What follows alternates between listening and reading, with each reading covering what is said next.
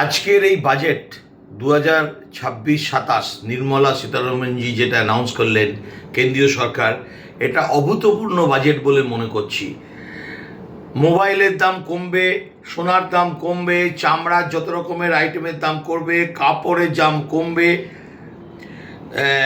Biogas দাম কমবে, আমাদের ক্যান্সার ডায়াবেটিক যে ওষুধ আছে, যা দুর্মূল্য যেসব ওষুধের দাম সেগুলোর দাম কমবে, ওয়াশিং মেশিন, সামুদ্রিক পরিবহন, পারমাণবিক জিনিস, বিদেশে যাওয়ার ভ্রমণ খরচা, বিদেশে পড়াশোনা এবং অন্যান্য ডেলি ইউজের যে বিভিন্ন জিনিসগুলো সামগ্রী তার দাম কমবে।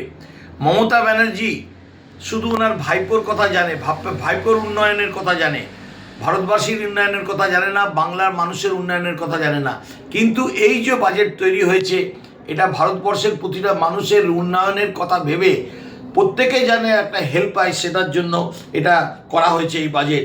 এছাড়াও এমএসএমই ফ্যাক্টরির জন্য প্রায় 10,000 কোটি টাকার একটা সাবসিডি দেওয়া হবে। ইলেকট্রনিক্স কম্পোনেন্ট স্কিমের জন্যে 40,000 crore একটা সাবসিডি দেওয়া হবে। কন্টেনার ম্যানুফ্যাকচার যারা আছে তাদের 10,000 দেওয়া হবে। সেমিকন্ডাক্টর ম্যানুফ্যাকচারার যারা আছে তাদের 20,000 একটা সাবসিডি হেল্প দেওয়া হবে। কেমিক্যাল পার্কস তৈরি হবে। এমএসএমই যারা স্টার্ট আপ ইউনিট তাদের 10,000 একটা সাপোর্ট দেওয়া হচ্ছে। অন্যান্য কাপড় ইন্ডাস্ট্রিতে যারা আছে, ম্যানুফ্যাকচারিং ইন্ডাস্ট্রিতে যারা আছে, বিভিন্ন প্রজেক্ট যতগুলো হচ্ছে, প্রধানমন্ত্রী ধ্যান কিষাণ যোজনা কৃষকদের জন্য প্রায় 10,000 crore একটা সাবসিডি দেওয়া হবে। হেলথ কেয়ার, ফার্মাতে একটা বিরাট সাবসিডি দেওয়া হচ্ছে। মানে প্রতিটা ক্ষেত্রের কথা ভেবে, বিকশিত ভারতের কথা ভেবে, আগামী প্রজন্মের কথা ভেবে মোদিজির যে ভিশন, সেই ভিশনকে সফল করার জন্য নির্মলা সীতারমণের এই বাজেট। তো মমতা ব্যানার্জি এবং ওনার ভাইপো যেসব কথা বলছেন, ওনার ব্যাপারটা জানেন না।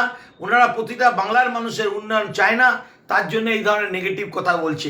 আজকের বাজেট অভূতপূর্ণ বাজেট হয়েছে, প্রতিটা ভারতবাসী এতে আগামী দিন উপকৃত হবে বলে মনে করি। নমস্কার, Amitabh Banerjee, good governance cell, Bharatiya Janata party.